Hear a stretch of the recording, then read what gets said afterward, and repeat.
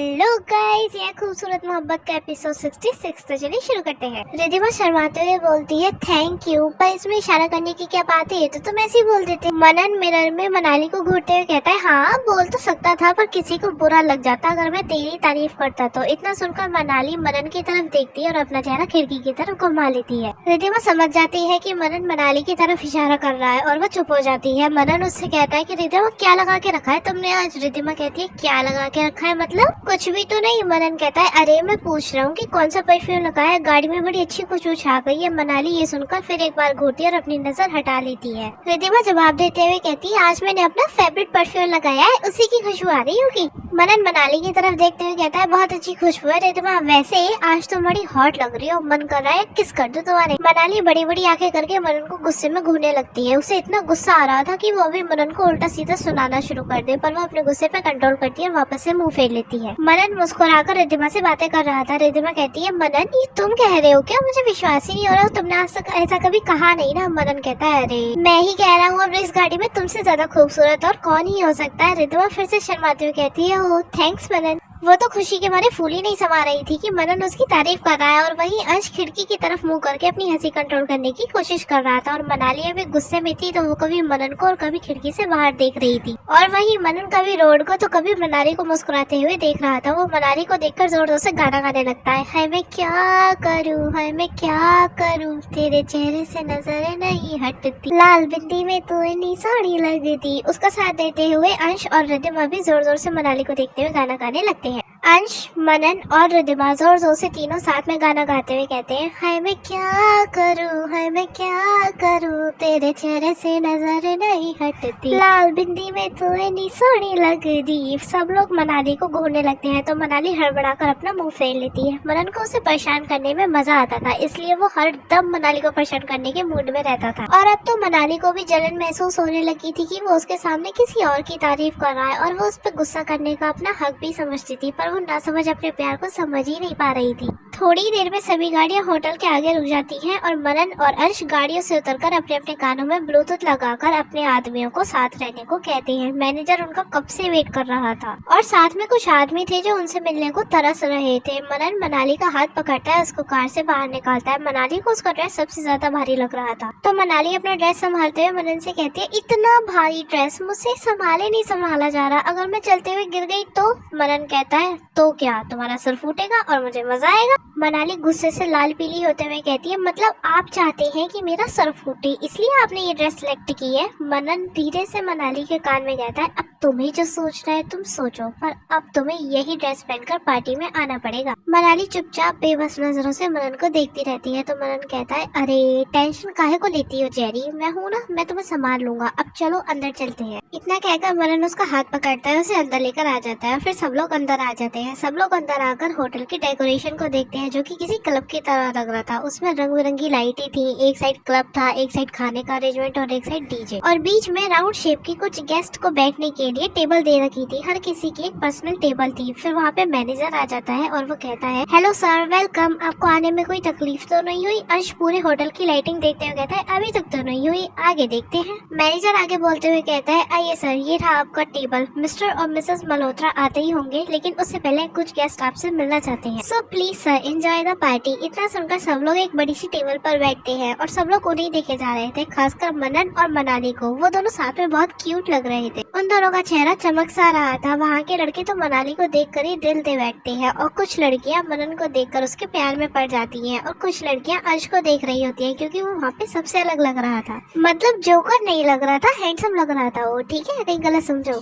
फिर वहाँ पे वेटर आता है, ड्रिंक लेकर उन लोगों को ड्रिंक सर्व करता है। वहाँ पे मैनेजर आता है माइक लेकर और बोलना शुरू करता है सो लेडीज एंड जेंटलमैन, आप लोगों को जिनका इंतजार था वो आ चुके हैं, सो please welcome mister Manan Oberoi and उनके भाई अंश का। इतना सुनकर सब लोग तालियां बजाने लगते हैं और उनसे मुलाकातें करते हैं। मनन लोगों की भीड़ से घिरा हुआ था, और अंश का भी सेम वही हाल था। बाकी सब लोग ड्रिंक लेने में बिजी होते हैं। निशा मैनेजर से बातें कर रही होती है, और बाकी सब लोग पार्टी को एंजॉय कर रहे होते हैं, और वहाँ पर हल्का सा म्यूजिक भी बज रहा था जिससे पार्टी बोरिंग ना लगे। मनन को मनाली का ख्याल आता है तो उसकी नजर मनाली को ढूंढने लगती है। वो कहीं दिखाई नहीं देती तो वो लोगों से हटकर थोड़ा उसे ढूंढता है। तभी मनाली रिधिमा के साथ दिखाई देती है और वो दोनों जूस पी रहे होते हैं और पार्टी एंजॉय कर रहे होते हैं और एक दूसरे से हंसते हुए बातें भी कर रही होती है। ये देखकर मनन एकदम बेफिक्र हो जाता है और वापस लोगों से मिलना जुलना शुरू कर देता है। पार्टी बड़ी शानदार तरीके से ऑर्गेनाइज की गई थी। थोड़ी देर में मैनेजर माइक लेकर स्टेज पे आता है और बोलना शुरू करता है, attention please ladies and gentleman, आप लोगों ने इस पार्टी को एंजॉय किया होगा ऐसी मैं आशा करता हूँ। तो आप लोगों को जिनका बेसब्री से इंतजार था वो आ चुके हैं। आज का दिन जिनके लिए खास है,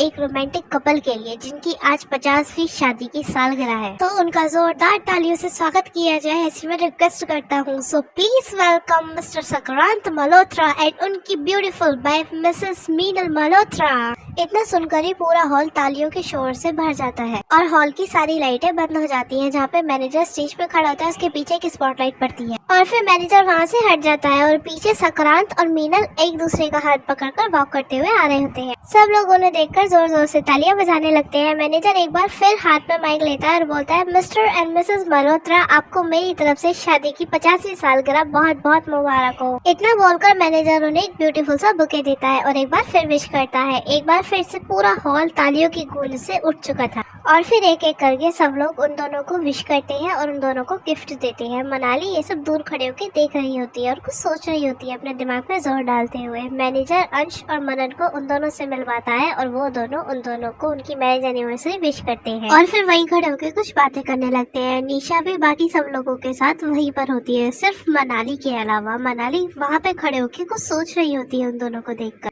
सक्रांत मल्होत्रा मनन से हाथ मिलाते हुए कहता है, आपसे मिलने की चाहत आज पूरी हुई सर। हमने सुना कि आप लोग यहाँ आ रहे हैं, तभी हमने निशा मैम से रिक्वेस्ट की कि हमारी आपसे मीटिंग करवा दे और देखिए आज आप यहाँ पर आ गए और हमारी मीटिंग फिक्स हो गई और हम मिल भी लिए। सच में आपसे मिलकर बहुत खुशी हुई। मनन अपनी जेब में हाथ डालते हुए कहता है, हमें भी आपसे मिलकर बहुत खुशी हुई मल्होत्रा साहब। अंश चारों तरफ की डेकोरेशन देखते हुए बोलता है, पार्टी बहुत ही शानदार दिया आपने मल्होत्रा साहब। तभी मीनल जी कहती है, थैंक यू, आपको हमारी पार्टी पसंद आई, ये सुनकर हमें बहुत अच्छा लगा। आप खड़ी क्यों हैं, कुछ लीजिए ना प्लीज, बैठिए। इतना सुनकर अंश मुस्कुराते हुए कहता है, नो नो थैंक्स, वैसे आप हम दोनों को नाम लेकर बुला सकते हैं, आप दोनों हम दोनों से उम्र में काफी बड़े हैं। मीनल जी मुस्कुराकर हाँ में सिर हिला देती है और बोलती है, हमने सुना है कि आप इनविटेशन को लेकर कुछ नाराज थे। मनन कहता है कि नहीं, बस कुछ उसूल है कि जिसकी पार्टी है वो ही विश करे तो अच्छा लगता है पार्टी में जाने से। बस इसी बात पर आपके मैनेजर से थोड़ी बहस हो गई थी। तभी सक्रांत जी कहते हैं, I am really very sorry sir, वो पार्टी के चक्कर में इतना बिजी हो गए थे कि ध्यान ही नहीं रहा, हमें इस बात का ध्यान रखना चाहिए था। मनन मुस्कुराते हुए कहता है, इट्स ओके, मैं समझता हूँ, today is a special day for you, so enjoy your day.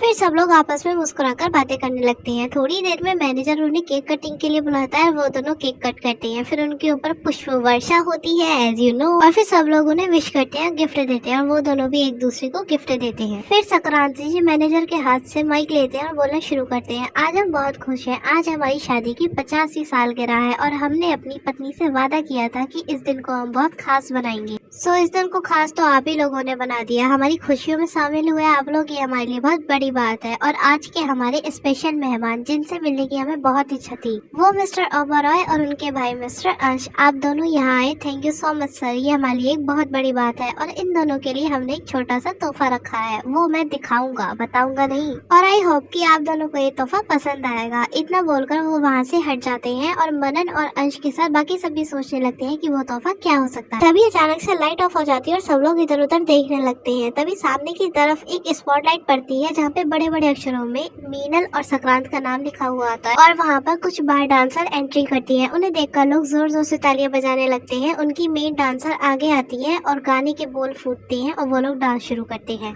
वहाँ पर मनन और अंश के साथ सब लोग उनके डांस को और गाने को एंजॉय कर रहे होते हैं। तभी बार डांसर का डांस शुरू होता है और गाने के बोल फूटते हैं।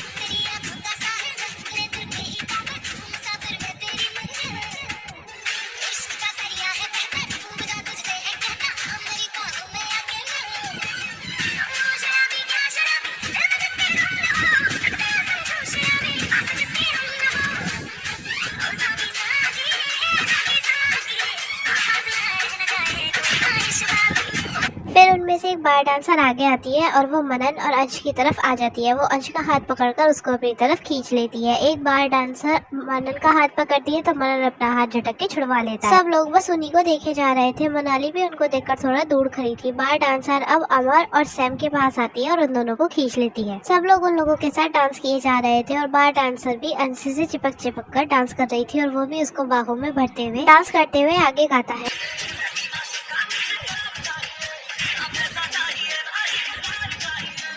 अब आगे सैम और अमर डांस करते हुए कहते हैं,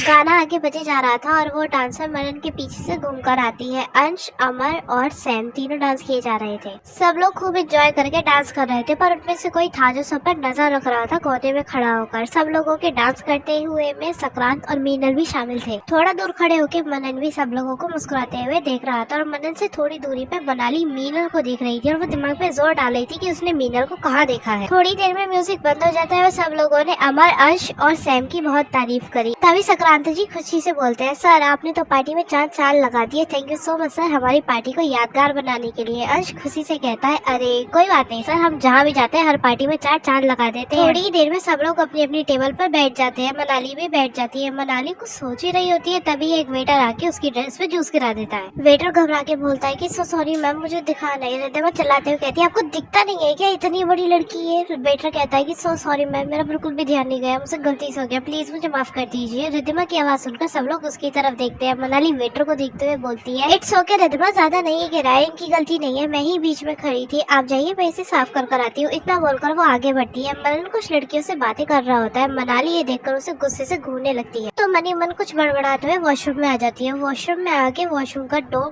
तेजी से बंद करती है और बड़बड़ना शुरू करती है। बड़ी हीरो बने घूम रहे हैं, लड़कियों से चिपकने का इन्हें बहाना चाहिए। गाड़ी में भी क्या कह रहे थे, रिद्धिमा तुम बहुत हॉट लग रही हो, मन करा है तुम्हारी किस कर लो। छी, ऐसे में कोई बात करता है, बिल्कुल भी शर्म नहीं बची है। वो रुमाल से अपनी ड्रेस साफ करते हुए आगे बढ़ाती है। कुछ बोलने जाओ तो चुप करा देते हैं, ना बोलो तो परेशान करते हैं, इनका तो कुछ समझ ही नहीं आता। वो टैप ऑन करती है और उसमें से पानी लेके अपनी ड्रेस साफ करने लगती है। वो देखती है कि टैप में से पानी की जगह खून आ रहा है तो वो थोड़ा हड़बड़ा जाती है और खून को हाथ में लेकर देखने लगती है। तो गाइस बस इस वीडियो में इतना ही। आपको ये वीडियो कैसी लगी हमें कमेंट करके जरूर बताना। लाइक और शेयर करना मत भूलना और अगर आप चैनल पे नए हैं तो सब्सक्राइब जरूर करना।